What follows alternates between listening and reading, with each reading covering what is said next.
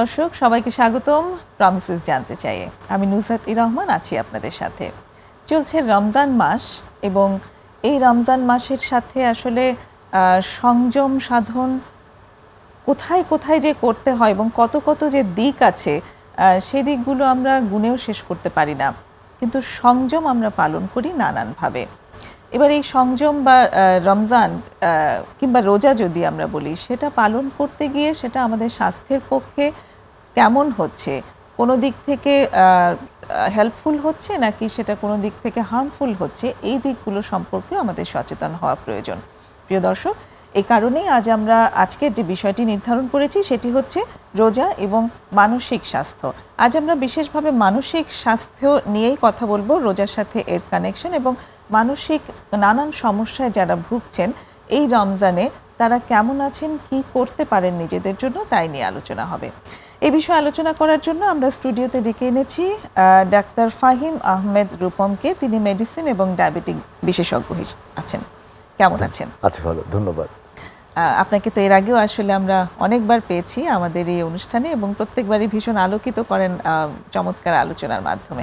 তো আমরা রোজা এবং মানসিক স্বাস্থ্য আজকের এই যে বিষয়টি রেখেছি, প্রথমেই আমি আনতে চাই যে মানসিক স্বাস্থ্যের সাথে আসলে রোজার সম্পর্কটা কি বলে মনে হয় আপনার? আচ্ছা, এটা বৈজ্ঞানিকভাবে প্রমাণিত, মানে কয়েকশো বছর ধরে প্রমাণিত যে এই রোজা রাখা কিংবা ফাস্টিং থাকা বা উপবাস থাকা, যেমনি আমরা এটাকে নামকরণ করি না কেন, এটা যেমন আমাদের শারীরিক সুস্বাস্থ্যের সহায়ক, ঠিক একই রকমভাবে মানসিকভাবেও কিন্তু সুস্থতা দান করে ফাস্টিং থাকার কারণে। হ্যাঁ, এবং রোজা কিন্তু শুধুমাত্র শারীরিক মানসিক স্বাস্থ্য নিশ্চিত করে না, সাথে সাথে কিন্তু ধর্মীয় স্বাস্থ্য এবং সামাজিক স্বাস্থ্যও কিন্তু নিশ্চিত করে। আপনারা দেখবেন, আমরা দেখি যে এই রমজান মাসে আমরা কিন্তু যথেষ্ট এংজাইটি বলেন, টেনশন বলেন, ডিপ্রেশন বলেন, কেউ যদি রোজা রাখে এবং ধর্মীয় রীতিনীতিগুলো কিন্তু মেনে চলে, তাহলে কিন্তু তিনি এই জিনিসগুলো অনেকখানি ওভারকাম করতে পারেন। তার মধ্যে কিন্তু হিংসা, অপরাধবোধ, জিঘাংসা, এই ধরনের যে নেতিবাচক যে বিহেভিয়ারগুলো আছে সেটা কিন্তু এই মাসে অনেক কম দেখতে পারি। ঝগড়া বিবাদে কিন্তু অনেক কম দেখতে পারি। এটা কিন্তু সায়েন্টিফিক কিছু ব্যাপার আছে। যেমন আমরা বলতে পারি, এই ফাস্টিং থাকলে আমাদের ব্রেন একটা বিশেষ ধরনের হরমোন নিঃসৃত করে, নাম হচ্ছে তার brain derived neurotrophic hormone, BDNF।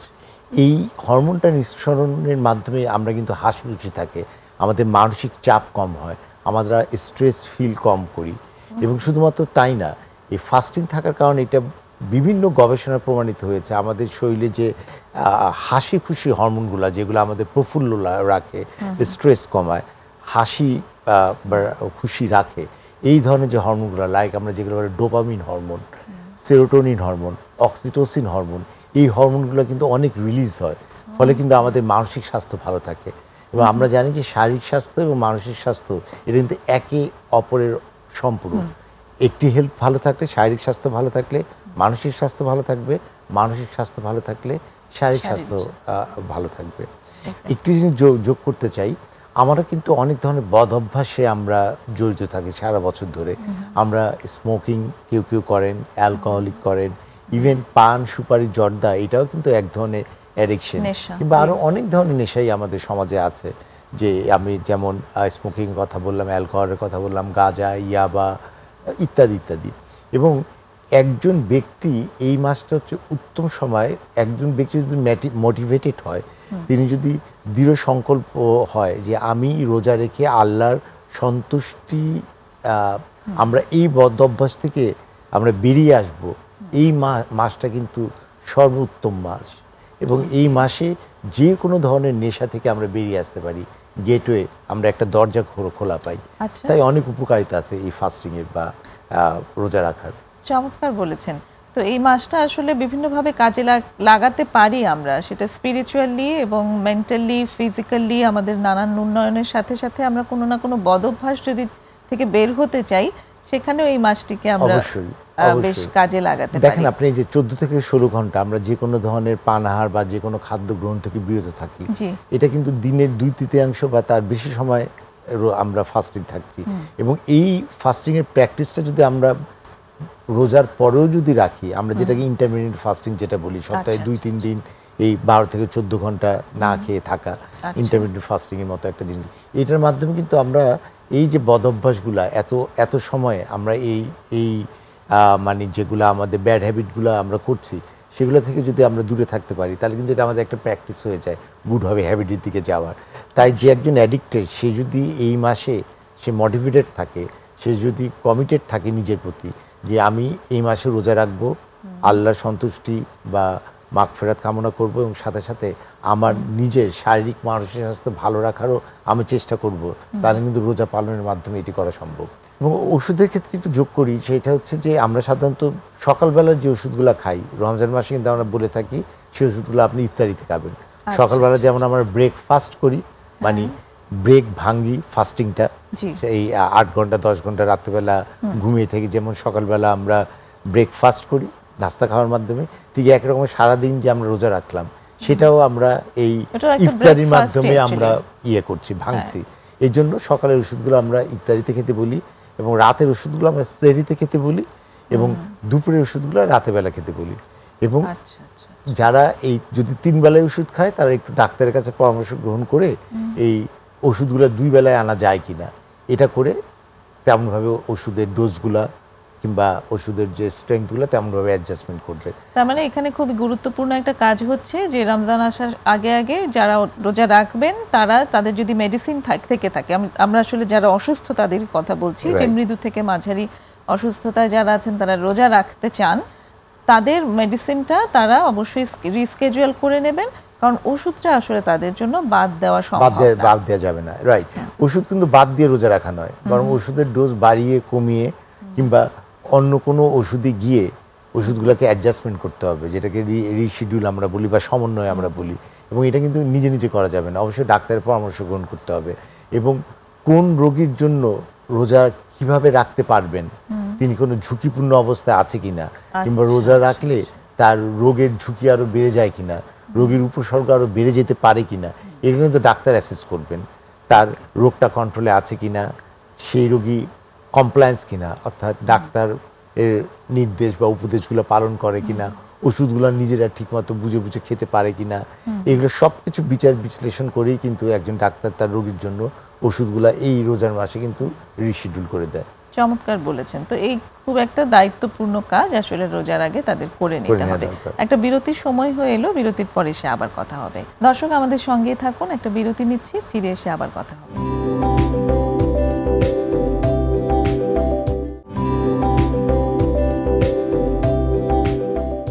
আপনারা দেখছেন প্রমিসেস জানতে চাই, কথা হচ্ছে ডাক্তার ফাহিম আহমেদ রূপমের সাথে রোজা এবং মানসিক স্বাস্থ্য এই বিষয়ের উপরে। ডক্টর, আমরা তো মানসিক রোগীদের কথা বলেছি, যদি একটু মাদকাসক্ত রোগীদের কাছে আসি, যে তাদের ক্ষেত্রে রোজাটা আসলে ওনারা কিভাবে করবেন, কারণ আমরা জানি যে মাদকাসক্তের যে চিকিৎসা সেটা বেশ দীর্ঘমেয়াদী হয় এবং তাদের অনেক সময় অনেক ফিজিক্যাল ইস্যুস থাকে, সেই জায়গাটাতে আসলে কি বলবো? মাদকাসক্ত আমাদের দেশে একেবারে তরুণ যুবক থেকে নিয়ে শুরু করে এবং বৃদ্ধ বয়সে আমরা কিন্তু দেখতে পাচ্ছি। বৃদ্ধ বয়সে লোনলিনেস কিংবা সিকিউরিটির অভাব কিংবা বিভিন্ন কারণে কিংবা সোশ্যাল বিভিন্ন কারণে কিন্তু অনেকে মাদকাসক্ত আক্রান্ত হয়, সেটা আছে। অ্যাডিক্টেড যারা রোগী তারা বেশিরভাগ ক্ষেত্রে তারা অ্যাডাল্ট হয়, হ্যাঁ, কিংবা তারা হয় মাস্টার্স বা ব্যাচেলার থেকে শুরু করে হয়। অ্যাডিকশন আমাদের দেশে মূল অ্যাডিকশনগুলো কি? একটা হলো স্মোকিং, একটা আছে, একটা গাঁজা বা ক্যানাবিস আছে, একটা হচ্ছে কি অ্যালকোহল আছে, আরেকটা হচ্ছে এরপরে অ্যামফেটামিন বা ইয়াবা আছে এবং আদার্স যে ড্রাগগুলো আছে, ঠিক আছে, এইগুলা। প্রথম কথা হলো এই সময়টা শুরুতে যেটা বলছিলাম, যারা অ্যাডিক্টেড আছে তাদের এই মাসটা উত্তম সময় এই সাবস্টেন্স অ্যাবিউজ যারা আছে সেই সাবস্টেন্স অ্যাবিউজ থেকে তাদের দূরে থাকার। এই জন্য তাদেরকে নিজেকে নিজে মোটিভেটেড হতে হবে, তাদের বুঝতে হবে, জানতে হবে যে এই সাবস্টেন্স গ্রহণ করার মাধ্যমে তাদের শারীরিক এবং মানসিকভাবে কতখানি ক্ষতি হচ্ছে, তারা অর্থনৈতিকভাবে কতখানি পিছিয়ে যাচ্ছে, তারা কতখানি অন্যের উপরে নির্ভরশীল বা ডিপেন্ডেন্ট হয়ে যাচ্ছে, তারা কিভাবে নিজের শরীরকে ক্রমাগত ধ্বংসের দিকে নিয়ে যাচ্ছে। একজন মানুষ তো জন্ম থেকে অ্যাডিক্টেড হয় না, বিভিন্ন কারণে সে অ্যাডিক্টেড হচ্ছে এবং প্রত্যেকটা মানুষের মধ্যে একটা অপার সম্ভাবনাময় থাকছে। তাকে বুঝতে হবে তার এখনও যথেষ্ট সময় সুযোগ আছে তাকে নিজেকে সম্ভাবনাকে কাজে লাগানো এবং এইভাবেই মোটিভেশনগুলো আনতে হবে। ঠিক আছে? তো অ্যাডিকশন যারা আছে তাদের কিন্তু ঠিক একই রকমভাবে এই যে ফাস্টিং বা উপবাস বা রোজা রেখে একটা দীর্ঘ সময় ধরে যদি তিনি না খেয়ে থাকেন, তাহলে তার এই যে একটা নিজের মধ্যে যে স্ট্রেংথ যে তৈরি হয়, সেটি তিনি যদি পরবর্তী সময়ে যদি বজায় রাখেন, তাহলে কিন্তু তিনি সে মাদকটা থেকে দূরে থাকতে পারবেন। তবে অনেকে বলেন যে আমি কীভাবে দূরে, তাহলে কি আমি ইফতার থেকে সেহরি পর্যন্ত মাদক গ্রহণ করবো কিনা, কিংবা ইত্যাদি ইত্যাদি, বা অনেকে বলেন ক্রেভিং বা অনেক কিছু, বা অনেকের রিল্যাপস হয় ইত্যাদি ইত্যাদি, ঠিক আছে? এই সব কিছুর জন্য প্রয়োজনে তিনি মানসিক রোগ বিশেষজ্ঞ বা কাউন্সিলর বা যারা মোটিভেশনাল স্পিচ দেয় বা এই ধরনের যারা সোশ্যাল ওয়ার্কার আছে তাদের পরামর্শ গ্রহণ করতে হবে এই সময়ে।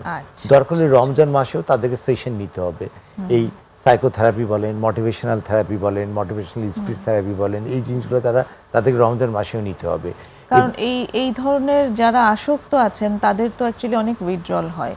যখন তারা নিচ্ছেন না দিনের এক লম্বা সময় ব্যাপী, তখন তারা উইথড্রল কিভাবে ম্যানেজ করবেন সেই জায়গাগুলোতে তাদের হেল্পের দরকার আছে। রাইট, এই উইথড্রল ম্যানেজ করার জন্য নিশ্চয়ই কিছু ওষুধ আছে। হ্যাঁ, যেমন অনেক ধরনের তাদের সমস্যা হয়, যেমন তাদের পেট মোচড় দেয়, কামড় দেয়, তাদের বমি বমি ভাব হয়, তাদের মনে হয় যে হাত পা শুকিয়ে যাচ্ছে, জিহ্বা শুকিয়ে যাচ্ছে, হাত পা কামড়ায়, খিঁচুনি হয়, কারো কারো ট্রিমর বা সিজার ডিসঅর্ডার হয়, এই ধরনের নানান ধরনের উইথড্রল সিমটম দেখা যায়।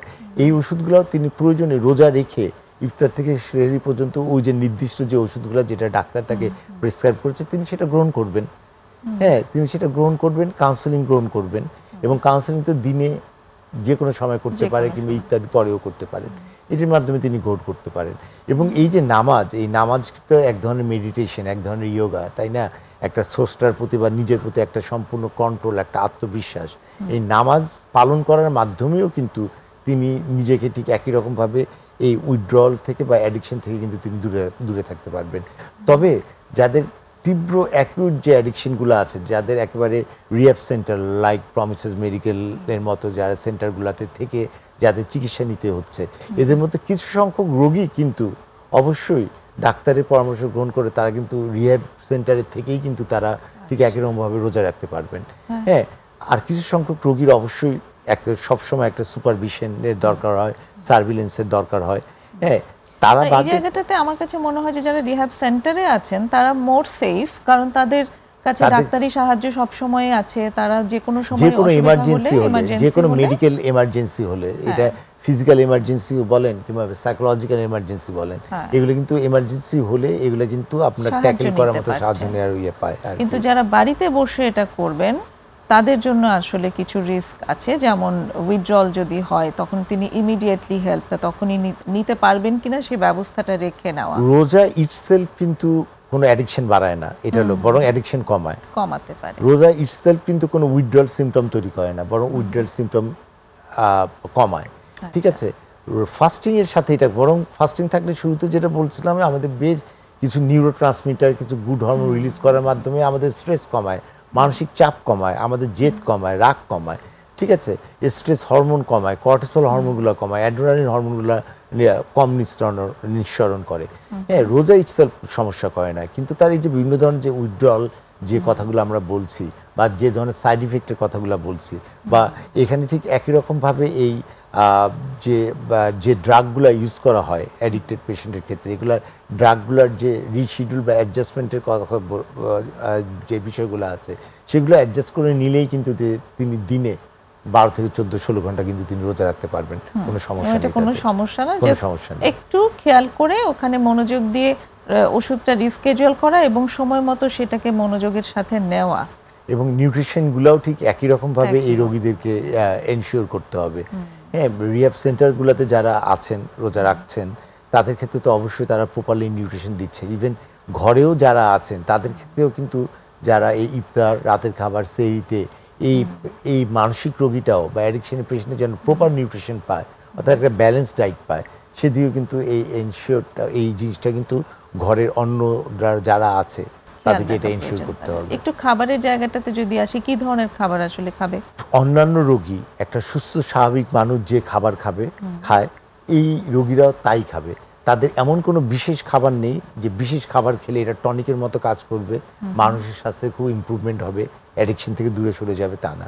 খাবারের ক্ষেত্রে তো আমরা সবসময় বলি যে অন্যান্য রোগীরা বছর অন্যান্য সময় ঠিক যেমন 1800 থেকে 2000 ক্যালোরি গ্রহণ করে সারাদিন 3 বেলা বা 5 বেলা খেয়ে, এই সময় ইফতার থেকে রাতের বেলাও এই পরিমাণ ক্যালোরিটাই গ্রহণ করবে। কিন্তু আমাদের দেশে কালচারালি বা রিচুয়ালি আমরা দেখি যে আমরা যে খাবারগুলো খেতে পছন্দ করি সেই খাবারগুলা খুবই মুখরোচক হয়, খুবই তেলে ভাজা খাবার হয়, খুবই মিষ্টি জাতীয় খাবার হয়। এই খাবারগুলো খেলে তো আমাদের প্রচুর পরিমাণ ক্যালোরি আমরা ইনটেক করে ফেলি, হ্যাঁ, এবং খাওয়ার পরিমাণও অনেক বেশি হয়, খাওয়ার আইটেমগুলো অনেক বেশি হয়। তো আমাদের এই জিনিসগুলো যেটা করতে হবে যে আমরা যেমন ইফতারি ক্ষেত্রে বলতে পারি যে কেউ কিন্তু বাসার তৈরি শরবত খেতে পারে, লেবুর শরবত হতে পারে, তোকমার শরবত হতে পারে, চিয়া সিডের শরবত হতে পারে, ডাবের শরবত হতে পারে, ইসুফগুলের ভুসি হতে পারে, এগুলো খেতে পারে। আমরা একটু চাচ্ছি যে বাইরের যে মানে স্টোরগুলোতে যেগুলো আপনার আর্টিফিশিয়াল চিনি দিয়ে, সুগার দিয়ে বা প্রক্রিয়াজাত যে সুগারগুলা বা শরবতগুলো পাওয়া যায় সেগুলো অ্যাভয়েড করতে ভালো, কারণ এখানে প্রচুর পরিমাণ আপনার ইনগ্রিডিয়েন্টস মেশানো থাকে, বিভিন্ন ধরনের কালারিং ম্যাটেরিয়াল থাকে, প্রচুর পরিমাণ সুগার অ্যাড করা থাকে। এগুলো না করাই ভালো। এগুলো পেটে ব্যাধিরও কিন্তু একটা অন্যতম কারণ, ইনডাইজেশনের একটা অন্যতম কারণ। খেজুরে এক দুই টুকরা যে কেউ খেতে পারে, ইভেন ডায়াবেটিক রোগীরাও কিন্তু যাদের ডায়াবেটিস নিয়ন্ত্রণে আছে, হ্যাঁ, তারা কিন্তু এক টুকরা বা দুই টুকরা ইজিলি খেজুর খেতে পারে। এবং খেজুর কিন্তু অনেক ফাইবারও থাকে, আমাদের কনস্টিপেশন দূর করতেও সাহায্য করে, এবং এখানে প্রচুর পরিমাণে আয়রনও থাকে, যাদের রক্ত স্বল্পতা আছে সেটাও দূর করতে সাহায্য করে। ভাজা পোড়া খেতেও ঠিক এই সময় সারাদিন ফাস্টিং থাকার পরে রোজা ভাঙার সময় আমাদের একটা ক্রেভিং কাজ করে, আমরা খাবো ভাজা পোড়া, কিন্তু একই দিনে যদি অনেক ধরনের ভাজা পোড়া খাই, যেমন একই দিনে যদি আলুর চপ খাই, একই দিনে যদি আপনার পেঁয়াজু, বেগুনি, ঘুগনি, চটপটি এগুলো খাই, তাহলে কিন্তু বেশি হয়ে যাবে। তাহলে আমরা একটা বা দুইটা আইটেম খেলাম। ঠিক একই রকমভাবে শাকসবজির যে বড়া আছে সেগুলো খেলাম, বিভিন্ন ধরনের ফল, দেশি ফলগুলা যেগুলা, এগুলা খেলাম। দামি দামি ফলই খেতে হবে তা না। এবং আমরা জানি যে শরবত এবং ফল খাওয়ার মাধ্যমে, শাকসবজি খাওয়ার মাধ্যমে আমাদের শরীর থেকে কিন্তু বিষাক্ত পদার্থগুলো বা টক্সিনগুলো রিলিজ হয়। তো এই যে রোজা রেখে এই ফাস্টিং থাকার কারণে কিন্তু আমরা জানি যে জাপানিজ এক বিজ্ঞানী নোবেল পুরস্কার পেয়েছে ফাস্টিংয়ের উপকারিতা নিয়ে গবেষণা করার জন্য, এবং অটোফেগি বলে একটা জিনিস আবিষ্কার করেছে। অর্থাৎ ফাস্টিং থাকার কারণে আমাদের শরীর থেকে যে টক্সিন সাবস্টেন্সগুলো রিলিজ হয়ে যায়, ফলে আমরা রিএনার্জাইজ হই, আমাদের মধ্যে রেজুভিনেশন কাজ করে, আমরা বার্ধক্য থেকে দূরে থাকি, আমাদের ত্বকের সজীবতা, সতেজতা বাড়ে ইত্যাদিগুলো করে, এবং আমাদের গুড থিঙ্কিংও তৈরি করে। যত আপনি গুড পজিটিভ থিঙ্কিং করবেন, যত ব্যাড থিঙ্কিং থেকে দূরে থাকবেন, ব্যাড হ্যাবিট থেকে দূরে থাকবেন, ততই তো আপনার মানসিক স্বাস্থ্য ভালো থাকবে। এবং এগুলো কিন্তু শাকসবজি, ফল গ্রহণ করার মাধ্যমে কিন্তু আমরা পেয়ে থাকি। ঠিক একই রকমভাবে পোলাও, কোরমা, তেলে ভাজা খাবারগুলো কিন্তু আমাদের যেমন শারীরিক স্বাস্থ্যের জন্য ক্ষতিকারক, ঠিক একই রকমভাবে এগুলো খেলে কিন্তু আমরা মানসিকভাবেও কিন্তু একটু ডিপ্রেস, এনজাইটিতে ভুগি। এইটা বিভিন্ন হরমোন রিলিজ বা নিউরো ট্রান্সমিটার রিলিজ করার মাধ্যমে হয়। তো এই খাবারগুলো গ্রহণ করার মাধ্যমে কিন্তু আমরা ভালো থাকতে পারি। তার মানে সাধারণ খাবার খেতে হবে যেগুলো সহজপাচ্য এবং ঘরে তৈরি খাবার। একবারে খুব বেশি ভরপেট খাওয়া যাবে না, কারণ এই সময় কিন্তু মেডিকেল ইমার্জেন্সি হয়। এই ইফতারি খেলাম, ইফতারি ফলোড বাই রাতের খাবার, এরকম বিভিন্ন অফার, বিভিন্ন ধরনের সামাজিকতা ইদারে আমাদের শুরু হয়েছে। সেহরি পার্টি তো এখন একটা অন্যতম কালচারে পরিণত হয়েছে, যেটি মোটেও স্বাস্থ্যসম্মত নয়। এগুলো থেকে একটু আমাদের এই জায়গাগুলো থেকে নিজেদেরকে আলাদা রাখবো। অনেক ধন্যবাদ। আরেকটা বিরতি নেব। প্রিয় দর্শক, আরেকটা বিরতিতে যাচ্ছি, সঙ্গেই থাকুন।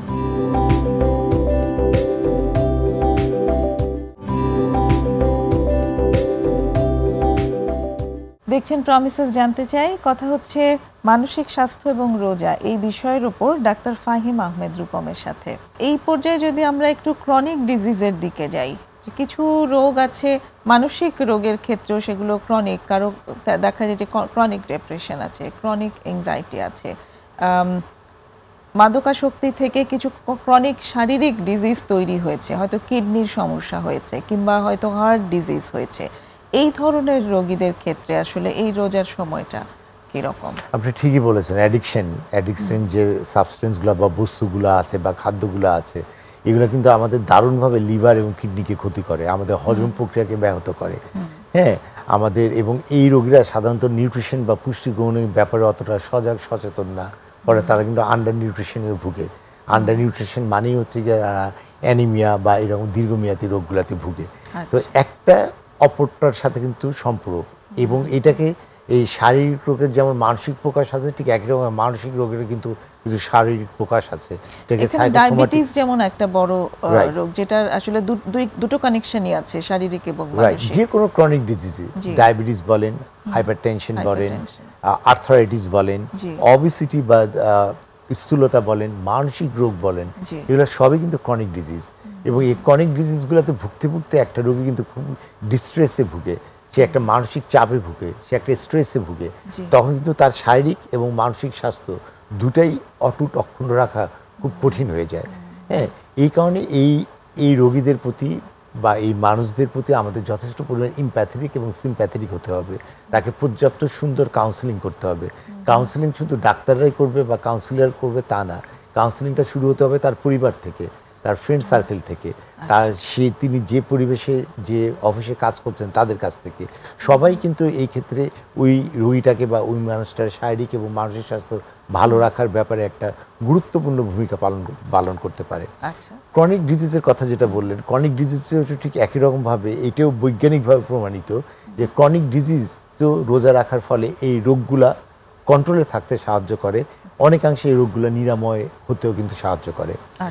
ডায়াবেটিসের কথা আপনি যেটি বললেন, ডায়াবেটিস, উচ্চ রক্তচাপ, কোলেস্টেরল, এগুলো তো থাইরয়েডের সমস্যা, এগুলি সবই ক্রনিক ডিজিজ। এগুলো আমাদের দেশে একটা মহামারী আকার ধারণ করেছে। শুধু আমাদের দেশেই না, আমাদের সাউথ ইস্ট এশিয়ার মধ্যে আমরা এটা দেখছি একটা মহামারী আকার ধারণ করেছে।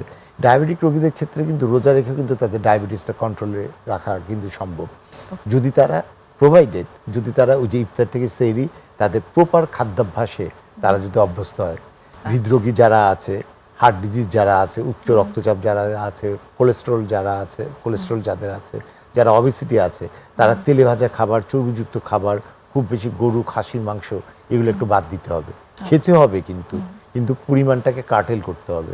ডায়াবেটিক রোগীদের ক্ষেত্রে চিনি মিষ্টি জাতীয় যে খাবারগুলো বা উচ্চ ক্যালোরিযুক্ত যে খাবারগুলো, সেগুলোও কিন্তু পরিমাণ মতো খেতে হবে। অনেকে যেমন বলে যে ডায়াবেটিস থাকলে ফল খেলে কোনো অসুবিধা নেই, ফলের মিষ্টিতে কোনো সমস্যা নেই। ফলের যে মিষ্টি সেটাতে কিন্তু গ্লুকোজ থাকে না, সেটাতে সুক্রোজ, ফ্রুক্টোজ থাকে।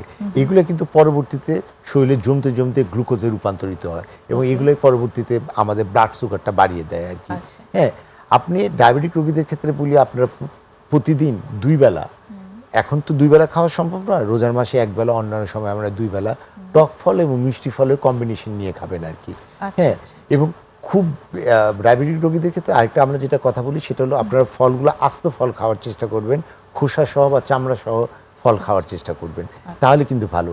এই রোগীরা ফলের শরবত বা জুস এটা একটু অ্যাভয়েড করবেন এবং এটা যদি তারা প্রতিদিনের প্র্যাকটিস করে তাহলে কিন্তু তাদের সুগারটা আনকন্ট্রোল হয়ে যাবে।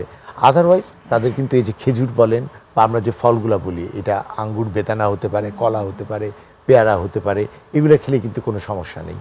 হ্যাঁ, ডায়াবেটিক রোগীদের এই যে ডায়াবেটিসটা অনিয়ন্ত্রিত কারণ তো শুধুমাত্র খাদ্য একটা বিরাট ভূমিকা পালন করে, কিন্তু শুধু খাদ্যের দোষ দিলেই তো হবে না। এতে এই রোগীটার ওজন নিয়ন্ত্রণে আছে কিনা, তিনি প্রতিদিন একটা নির্দিষ্ট সময় করে ব্যায়াম করেন কিনা, ঘাম ঝরানো ব্যায়াম করেন কিনা, তিনি একটা নির্দিষ্ট সময় ঘুমাতে যান কিনা, তিনি একই রকমভাবে স্পিরিচুয়াল হেলথ বা যার ধর্ম নির্দিষ্ট সময় অনুযায়ী পালন করেন কিনা, তিনি নির্দিষ্ট ওষুধ ঠিকমতো সময় খান কিনা, ডাক্তারের পরামর্শে থাকেন কিনা, এই সমস্ত কিছুর উপর ভিত্তি করেই কিন্তু তার ডায়াবেটিস রোগটা নিয়ন্ত্রণে থাকে। কারো ক্ষেত্রে ডায়াবেটিস রোগ ভালো হয়ে যাওয়ারও একটা দারুণ সম্ভাবনা থাকে। তো এই সব কিছু মিলিয়ে কিন্তু তার চিকিৎসা করতে হয়। এবং এই ডায়াবেটিস রোগটা আসলে সব রকমের রোগী, মানে অন্য রোগের সাথেও ভীষণ আসে। হ্যাঁ, আমন্ত্রণ জানায়, যেটা বলছিলেন। মাদকাসক্তদের মধ্যেও কিন্তু আমি অনেকেরই ক্ষেত্রে ডায়াবেটিসের প্রকোপ দেখেছি এবং অনেক মানসিক রোগীদেরও ডায়াবেটিসটা সঙ্গে আছে, এটাও কিন্তু অনেক পাওয়া যায়। যারা অ্যাডিক্টেড, আমাদের সমাজে একটা জিনিস আছে, আমরা মনে করি যে যারা অ্যাডিকশন তারা হলো কোনো দুঃখ কষ্ট ভুলে থাকার জন্য অ্যাডিকশন করে, এরকম একটা ধারণা আছে। আবার অনেক আছে খুব ফ্যান্টাসি, অঢেল অর্থকরী আছে, তারাও এক ধরনের এই মাদকাসক্ত বা অ্যাডিকশনে জুড়ে যায়। দুটাই সত্য, কিন্তু আসলে বেশিরভাগ মাদকাসক্ত বা অ্যাডিকশন কিন্তু সৃষ্টি হয় সোশ্যাল লার্নিং থেকে। তার পরিবারের বাবা মা, ভাই বোন, তার পরিবারের প্রিয় ব্যক্তি, তার বন্ধু বান্ধব কি করছে, এটা দেখে কিন্তু একটা বাচ্চা বা কৈশোর যৌবনকালে সে কিন্তু ওইটার প্রতি বেশি আকৃষ্ট হয়। যে পরিবারে দেখা যায় যে স্মোকিং, অ্যালকোহলিক বা গাঁজা বা মানসিক সমস্যা বেশি থাকে, বংশ পরম্পরায় জেনেটিক্যালি কিন্তু সেই পরবর্তী সন্তান সন্ততির মধ্যে ঠিক এই নেশাগুলা বা এই জিনিসগুলো থাকার একটা সম্ভাবনা থাকে। সম্ভাবনা আছে। আরেকটা জিনিস যদি একটু আনি, সেটি হচ্ছে যে ক্রনিক ডিজিজের ক্ষেত্রে আপনি যেটা বললেন যে লাইফস্টাইল ম্যানেজমেন্ট, সেখানে এক্সারসাইজেরও একটা ভূমিকা আছে। এই রমজানে কি এক্সারসাইজটা এনকারেজ? অবশ্যই এনকারেজ, অবশ্যই এনকারেজ। কারণ যে কোনো ক্রনিক ডিজিজের নিয়ন্ত্রণের জন্য এবং ওষুধগুলো শরীরে কাজে লাগানোর জন্য এক্সারসাইজ করতে হবে। তারাপীঠ নামাজ উৎকৃষ্ট ব্যায়াম। এখানে আমাদের হাঁটুর ব্যায়াম, বিভিন্ন জয়েন্টের ব্যায়াম হয়, মেডিটেশন হয়, ইয়োগা হয়। এইটি যদি কেউ পড়ে এবং এই নামাজে পড়তে যাওয়ার আগে, জামাতে পড়তে যাওয়ার আগে 10 মিনিট বা 5 মিনিট করে যেটা হাঁটা হয়, সেইটা করলেই কিন্তু তার একটা ভালো ব্যায়াম হয়ে গেল। এই নামাজের বাইরেও কেউ যদি চায়, ইফতার থেকে শুরু করে এই আপনার নামাজের আগ পর্যন্ত এই সময়কালে তিনি কিন্তু হালকা থেকে মাঝারি ধরনের ব্যায়াম বা স্ট্রেচিং কিন্তু তিনি করতে পারেন। হ্যাঁ, একটু অ্যারোবিক এক্সারসাইজ কিন্তু করতে পারেন। তবে খুব বেশি ওয়েট ট্রেনিং, খুব বেশি কার্ডিও ট্রেনিং এই সময় না করাটাই ভালো। তবে হালকা হাঁটাহাঁটি বা খোলা বাতাসে কিন্তু তিনি হাঁটাহাঁটি করতে পারেন, অবশ্যই এনকারেজ। তবে দিনের বেলা আমরা এটা করতে মানা করি, কারণ দিনের বেলা করলে অনেকের ক্ষেত্রে একটা, যারা ডায়াবেটিক রোগী আছে তাদের হাইপো হয়ে যাওয়ার সম্ভাবনা আছে, অর্থাৎ সুগারটা 3.8 বা 3.3 নিচে নেমে যাওয়ার সম্ভাবনা আছে। এটা একটা মেডিকেল এমার্জেন্সি। কিংবা অনেকের ক্ষেত্রে যারা ডায়াবেটিক রোগী না, তাদের ক্ষেত্রেও রক্তের সুগার কমে গিয়ে রোজা রাখাটা তাদের জন্য ডিফিকাল্ট হতে পারে। হ্যাঁ, কিংবা করতে যদি চানি, তিনি খুব ভোরে ভোরে, যখন সূর্য উঠে না, যখন রোদও নেই, পরিবেশে দূষণ নেই, সেই সময় কিন্তু তিনি 30 থেকে 40 মিনিট একটু হালকা হাঁটাহাঁটি করতে পারেন। এটা একটু অভ্যাসের ব্যাপার। হ্যাঁ, এটা কিন্তু এমন নয় এটা রাখলে তার রোজা ভেঙে যাবে, এটা পেলে তার অনেক ক্ষুধা পাবে, হ্যাঁ, কিংবা এটা রেখে তার হাইপো হবেই, এরকম কিন্তু কথা না।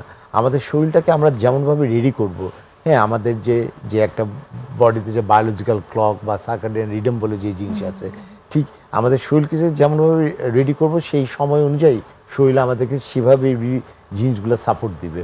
এটা একটা প্র্যাকটিসের ব্যাপার আসলে। সত্যিকার অর্থে এটা একটা প্র্যাকটিসের ব্যাপার। এবং যে যেভাবে দেখে, অনেকেরই মনে হয় যে আমি যদি সকালবেলা সেহরি খাওয়ার পরে আমি এক্সারসাইজ করে ফেলি, তাহলে ওদের সব এনার্জি আমি তখনই সব খুইয়ে ফেললাম, সারাদিন আর আমি কোনো এনার্জি পাবো না। তো বিষয়টা এরকম না। সেহরিতে অবশ্যই সেহরি করতে হবে। অনেক সময় আমরা সেহরিটা স্কিপ করি, এটা করা যাবে না। হ্যাঁ, এবং সেহরি নামাজের আগেই তিনি তার সেহরিটা শেষ করবেন। সেহরিতে আপনি অবশ্যই দুধ খেতে পারেন। কারো যদি দুধ বা ল্যাকটোজ ইনটলারেন্স থাকে, তাহলে তারা সয়া দুধ খেতে পারেন, কিংবা প্রোটিন জাতীয় খাবারও খেতে পারেন, মাছ, মাংস, ডাল, হ্যাঁ, যে বিভিন্ন ধরনের বীজ যেগুলো আছে ওগুলো খেতে পারেন। ওগুলোও আপনার কিন্তু দুধের অল্টারনেটিভলি কাজ করেন। ডাল খেতে পারেন। হ্যাঁ, যাদের একটু ইউরিক অ্যাসিডের সমস্যা আছে, কিডনির প্রবলেম আছে, তারা ডাল বা বীজ জাতীয় খাবারগুলো কাট করতে পারেন। একটা ব্যালেন্স ডায়েট একটা খেতে হবে, অর্থাৎ আপনি কিছু না কিছু কিন্তু খেতে হবে। আপনি ইফতার থেকে সেহরিতে, ওই যেটা কিছুক্ষণ আগে বললাম, আপনার 1800 থেকে 2000 ক্যালোরি, যেটা বছরের অন্য সময় মেনটেন করেন, ইফতার থেকে সেহরিতে আপনার খাবারের মেনু যদি 1800 থেকে 2000 হয়, তাহলে তো এই ফাস্টিং থাকে, তো কোনো অসুবিধা নেই। আমাদের শরীর তো সেই খাবারগুলো ধীরে ধীরে তো রিলিজ করছেই, আমাদের গ্লুকোজগুলা বা সুগারগুলো রিলিজ করে আমাদের শরীরটাকে ভালোই রাখছে। বরং আমরা যেগুলো সিম্পল কার্বোহাইড্রেট যেগুলো খাই, যেমন ভাত, আলু, চিনি, যেগুলো অতিরিক্ত পরিমাণ খেলে হঠাৎ করে আমাদের সুগারটাকে পিক করে আমাদের গ্লাইসেমিক ইন্ডেক্সটা অনেক বাড়িয়ে দেয়, সেক্ষেত্রে আমাদের অস্বস্তি হতে পারে। হ্যাঁ, কিন্তু আমরা যে কমপ্লেক্স যে কার্বোহাইড্রেটগুলো যদি আমরা খেয়ে থাকি, যেমন লাল আটা, লাল সুজি, হ্যাঁ, এগুলা খেলে কিন্তু কোনো সমস্যা নেই। অনেক ধন্যবাদ। আমার মনে হয় দর্শকরা অনেক গুরুত্বপূর্ণ ইনফরমেশন আজকের রোজার জন্য পেয়ে গেলেন। আপনাকে অনেক ধন্যবাদ। আপনাকে ধন্যবাদ, দর্শকবৃন্দকে ধন্যবাদ। সুপ্রিয় দর্শক, শেষ করছি আজকের এই আলোচনা। আশা করি আপনারা ভালো থাকবেন, সুস্থ থাকবেন এবং আগামী অনুষ্ঠানে আমাদের সঙ্গে থাকবেন। ততক্ষণ পর্যন্ত খোদা হাফেজ।